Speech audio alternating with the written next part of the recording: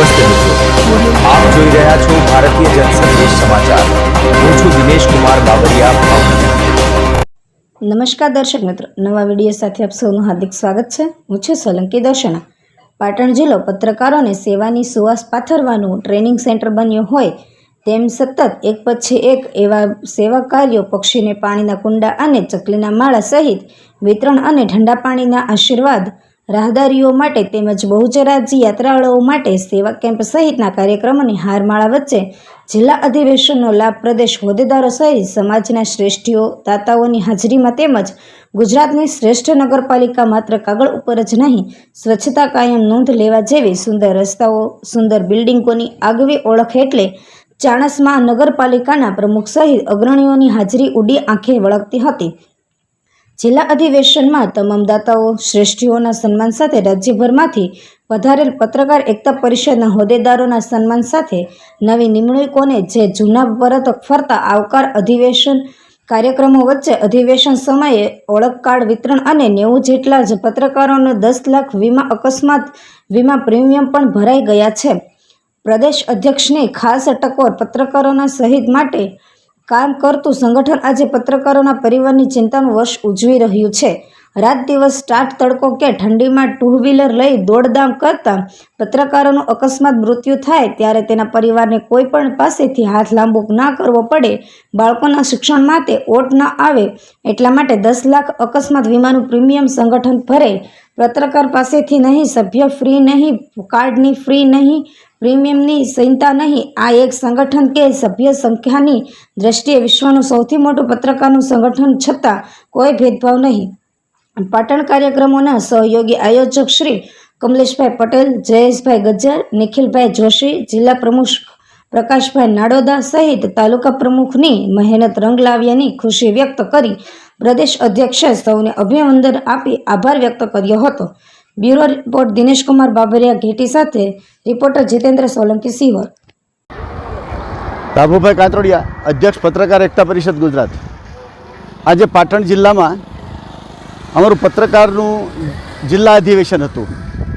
જિલ્લા અધિવેશનની સાથે સાથે પાટણ જિલ્લાની સેવાકીય પ્રવૃત્તિ કરતા પત્રકારોની એક વિશિષ્ટ કામગીરી એટલે ગઈકાલે કરેલા 2 પાણીના ઠંડા પાણીના પરબનું ઉદ્ઘાટન, આજે સવારે પોલીસ સ્ટેશન પાસે એક પાણીના પરબનું ઉદ્ઘાટન કર્યું, ત્યાર પછી જિલ્લા અધિવેશન અને ત્યાર પછી આ સેવા કેમ્પનું ઉદ્ઘાટન। એનો અર્થ એ થયો કે પત્રકારો પણ સેવાની પ્રવૃત્તિમાં જોડાયા છે, પત્રકાર પણ સેવા કરી શકે છે। પત્રકાર સંગઠન એક એવી સંસ્થા બની છે કે ધીમે ધીમે પત્રકારોને સેવાના માર્ગે ચડાવી રહી છે અને એનો ઉત્કૃષ્ટ દાખલો દઈ શકી પાટણ, કારણ કે પાટણ ઘણા સમયથી આવી સેવા કરે છે। એટલે પાટણના આ સેવા કેમ્પ, આ પાણીના પરબ અને જિલ્લા અધિવેશનમાં જે સહયોગી બન્યા છે, જેમણે તન મન અને ધનથી સહયોગ આપ્યો છે, એ બધાનો આભાર તો વ્યક્ત કરું જ છું, પણ સાથે સાથે પાટણની ટીમની કામગીરીની ખુશી વ્યક્ત કરું છું કે કમલેશભાઈ જેવા વયોવૃદ્ધ વ્યક્તિ યુવાનોની સાથે દોડે અને બધાને સાથે જોતરી અને આવા એક દિવસમાં 4 કાર્યક્રમ ખુલ્લા મૂકે ત્યારે અમને ગૌરવ થાય કે એક પત્રકારમાં કેટલી તાકાત છે અને કેટલી સેવાની ભાવના છે। અને આ દાખલો આખા ગુજરાતના તમામ જિલ્લાના પત્રકાર સંગઠનને મળશે।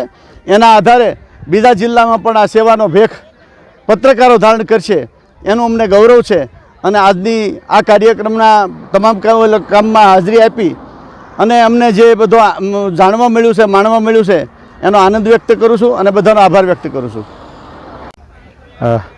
પત્રકાર એકતા પરિષદ ગુજરાત રાજ્ય કે જ્યાં સેવાકીય કાર્યોમાં હર હંમેશા અગ્રેસર હોય છે, ત્યારે પાટણ જિલ્લાના પત્રકાર એકતા પરિષદનું અધિવેશન પણ આજે યોજાણું અને બીજી સેવાકીય પ્રવૃત્તિમાં આજે બહુચરાજી ચાલતા જતા પદયાત્રીઓની સેવામાં ઠંડા પીણાની બોટલ અને પાણીની પણ સેવા કેમ્પનું આયોજન આજે થયું અને આજે ચાણસ્મા સચ્ચિદાનંદ આશ્રમની અંદર અધિવેશન ભવ્ય યોજાણું। એની અંદર ગુજરાત રાજ્ય પત્રકાર એકતા પરિષદના અધ્યક્ષ લાભુભાઈ કાતરોડિયા અને સમગ્ર જિલ્લામાંથી પ્રમુખ અને હોદ્દેદારો અહીંયા આવ્યા અને એમને પણ સારી એવી એમની હાજરીથી સમગ્ર અધિવેશન સુંદર આયોજન થયું અને અત્યારે જ પગપાળા ચાલતા જતા બહુચરાજી યાત્રિકો માટે સેવા કેમ્પ પણ અહીંયા ખુલ્લો મૂકવામાં આવ્યો છે.